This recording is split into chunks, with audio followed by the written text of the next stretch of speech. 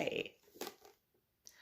Gonna do another little reading from Failsafe, the Kennedy Curse fused with science fiction, fantasy. Written by me, Susan MeeLing, Reverend Susan MeeLing, Reverend MeeLing, Lady Dori, Belle, whole bunch of different names. I'm gonna do a quick little excerpt. Make sure to subscribe to to this channel and encourage everyone to do it. And watch all of my videos, please. Thank you. It's gonna be a scary-ish. I'll read it. What is the word? Dramatically? So I did the makeup to be all rah.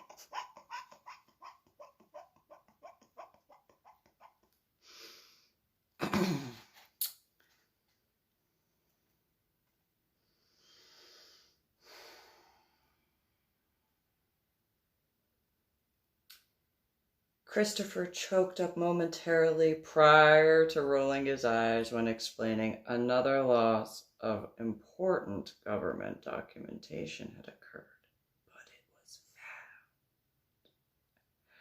He paused briefly, trying to wipe away a few tears without Luke noticing his movement.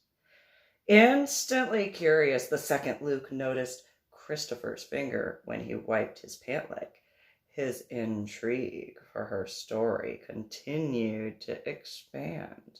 By the time he could no longer control his tears of sadness and worry, Christopher was unable to grab a napkin to conceal the tear. She reappeared and startled Luke and Christopher. Wiping his tears away, she told Christopher, "I can take over the story from this point." Shaking his head, he replied, "No, I cannot let you. Not at this point in time. I am afraid." Christopher looked towards the ground, whispering, "You know, he is the one that needs to know the truth." Using another napkin to wipe several other tears away from his face, Luke scoffed. "Really?" He added, "Are you really wiping away the tears from the man who is contracted to kill you?" Maggie scowled and growled her reply. "Yes, I am." Turning her head to show Luke her aggravated facial expression solely in his direction, while she slowly inquired, "What is it to you?"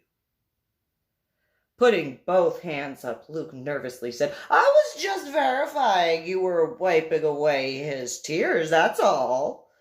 Grabbing the napkin from his lap, he rushed to hand Maggie the paper, saying, I was just making sure that I understood. That was all.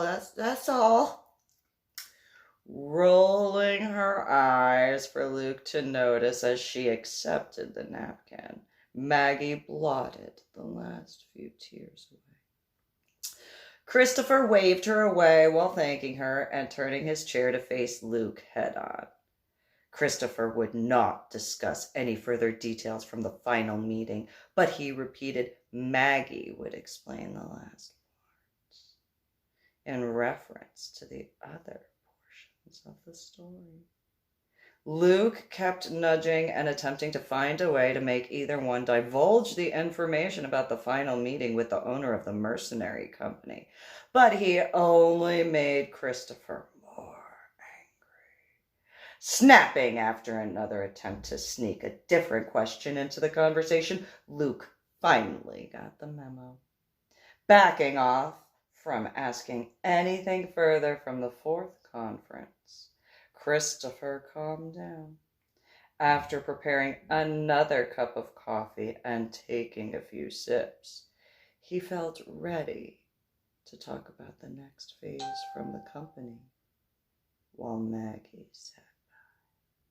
Christopher slowly began the story explaining. In the beginning, the boss wanted Maggie taken out really quickly, taking a few seconds to calm his shaking hands before Christopher continued. The head operation sent out one of the average mercenary field agents to take care of business. He paused and said a quiet little prayer beneath his breath for his fallen brethren to then add while looking at Luke. With an unknown subject, the ideal situation goes as planned when making sure to plan correctly and ensure a clean kill without any aftermath repercussions. Christopher looked into Luke's eyes with tears welling up, saying, "No one had informed us at the company there were children involved." Luke scanned the room, trying to find Maggie the second his heart sank when Christopher added, "She does not like to face this part of the story, since it took so long for the first wound to heal." Christopher called to Maggie, "Please come back to speak with us, and I promise I will not discuss those points until you're ready." Without any response, Christopher said to the darkness of the room, "I will continue telling him the majority from my end, and the rest is for you, Maggie, to tell." Hearing a faint whimper in the distance, Christopher looked towards Luke, explaining the initial phases of the ambush. Knowing minimal information about her, the company ordered the quickest and cleanest kill. The first person to get their orders in about her accepted the assignment and left to quickly assess the situation. Before agent number 13 had deployed to the first location to try finding Maggie through the paper trails, Christopher pulled the agent aside, giving a direct order to take extra precautions during the mission. The agent acknowledged understanding.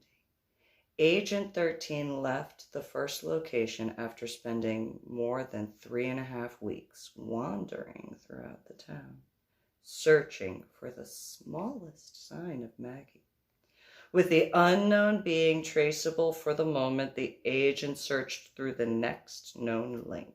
Following one strand to the large spider web, the agent traveled on to the second and third and fourth and fifth and so on areas, reassessing all connection points with the information allowed to know. Agent 13 tried to think like Maggie, unfortunately for you. Christopher softly grinned before he said to Luke, gently chuckling, "No one realized there is no one throughout this universe anything like Maggie." Luke nudged Christopher, jesting, "Too bad she's not a male, hey, mate?" Nodding in agreement solemnly, Christopher continued with the description of the events. He told Luke during the final location months later, Agent 13 had been returning and close to checking into home base. He told us the second he was preparing to grab his burner phone to link in, Maggie walked out of the grocery store. Without hesitation, the agent grabbed the necessary equipment momentarily ago had been packed and hidden away. Only able to take pictures of the last bags being placed on the back of the trunk, the agent followed her to her house. Pulling back into the drive for the hidden driveway to her home was unclear which building belonged to Maggie at first. The agent studied the layout of the neighborhood and went through the legal records while preparing for the stakeout.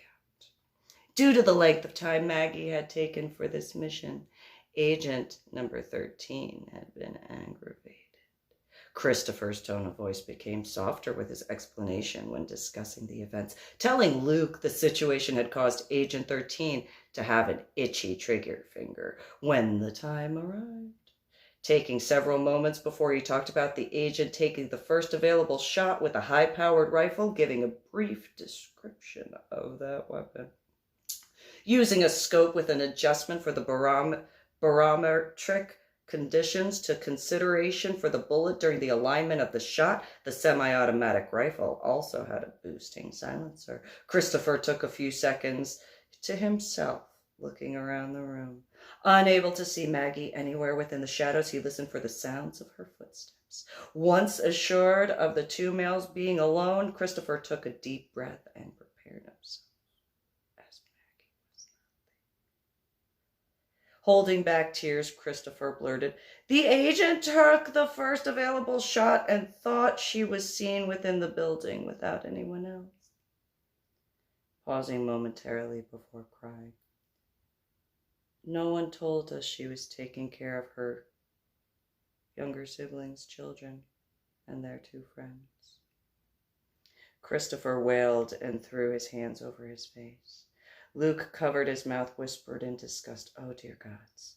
Sniffling and wiping away tears, Christopher added, "We are supposed to be able to retrieve the bullet, but no one could find the bullet casing." Looking down, he sighed, saying the bullet was supposed to have a clean entry and exit. But with another person behind the first and so on, the bullet was lodged into the back of the child, which was actually Maggie's children. Maggie startled both males appearing before them, stating, "They were, always have been, and always will be my children," sending chills throughout Christopher and Luke's entire beings, and upon the last work of her comment, Maggie disappeared. But they heard her add while walking into darkness, "Those sweet, innocent children needlessly felt the sting of an unnecessarily early demise because of cherubim." Waiting for the silhouette to disappear prior to Christopher whispering in Luke's ear, she watched both of the children get hit by the bullet at the same time, unable to prevent either being affected. Waiting for the silhouette, as several tears left his eyes, he added, "She watched their suffering while she held all four of the children in her adoring arms until their final breath, as best as she could, to take away their pain." Luke bowed his head in distress and covered the back of his neck with both hands while Christopher stated, "Agent number 13 saw what happened in the scope, returned to the center, and handed in the report." After several minutes of silence, Luke asked, "What happened to the agent after giving over his report?" Christopher took some time before he responded, unable to handle the consequences of his actions, and after staring at Maggie throughout the entire ordeal, the agent simply resigned. Sighing as he said additionally, Agent 13 told everyone in the report the agent had never seen such a bright light well after the dust settled. Shaking his head, "We did not comprehend the note at the moment in time." Taking a deep breath before Christopher added, "The cruel reality is the agent dealt with all of the problems with one shot, getting the wrong kills." Covering his mouth, Luke simply whispered, once making the correlation, "Oh dear." Christopher nodded his head in agreement as he added, "Had one of the friends not have been related to the recently elected official, everyone doubts the story would have ever made the news blotter." Shaking his head and sighing before he added, "Maggie now knows she is the only one out of thousands of individuals to survive, not to mention the group targets given to that one agent." Christopher sighed. There are a few who have ever survived any assassination commanded to Agent number 13 and the boss's company. He uttered, "No one at the slightest inclination the problems which would come after that frightful day in 2012. Looking to the ground before returning his eyes to Luke, saying, the Mayan calendar was only able to give a generalized time frame of the due date for the next phase. But Maggie will explain the details better. Thank you. It's a reading from Failsafe, The Kennedy Curse, fused with science fiction fantasy, written by me, Susan MeeLing, Reverend Susan MeeLing, Reverend MeeLing, or Lady Dori Belle. All the same. Subscribe to my channel.